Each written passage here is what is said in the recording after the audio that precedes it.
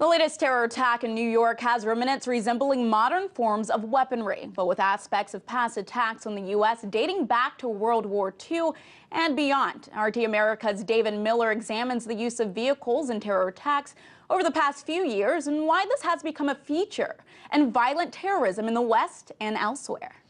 After the latest attack on the United States by an accused terrorist, law enforcement agencies are now dealing with a new form of weaponry that has the most basic roots of destruction. In examining the use of a vehicle as a weapon, one could recall historical events of using a means of transportation as a mode of mass destruction.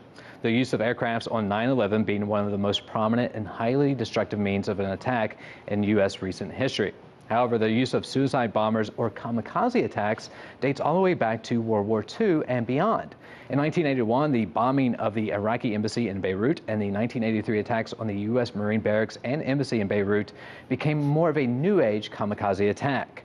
This type of attack over the past few years has become a feature of violent terrorism in the West and elsewhere. In years since, vehicles have been used to breach security perimeters and to detonate IEDs both on land and at sea. And while the attacks at the Glasgow airport in 2007 and the USS Cole bombing in 2000, the Israeli-Palestinian conflicts have many examples of attacks using vehicles. In the summer of 2008, vehicles were used in 3 separate attacks, with 2 of those attacks using a bulldozer. In fact, by 2016, vehicles ramming attacks in Israel had become the second deadliest form of attack.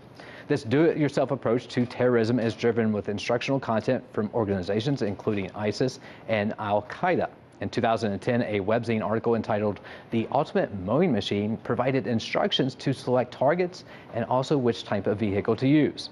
The article included instructions that most likely perpetrators would probably die in such an attack and that they should leave behind notes. And reports from the latest attack in New York City cite that authorities retrieved such a note that translated into English that ISIS lives forever.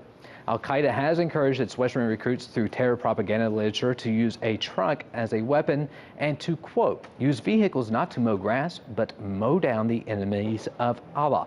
In September of 2014, similar messages were relayed by an ISIS spokesperson calling for lone wolf attacks using improvised weaponry. Instructions included that if you are not able to find an IED or bullet, then single out the disbelieving American, Frenchmen, or any of their allies.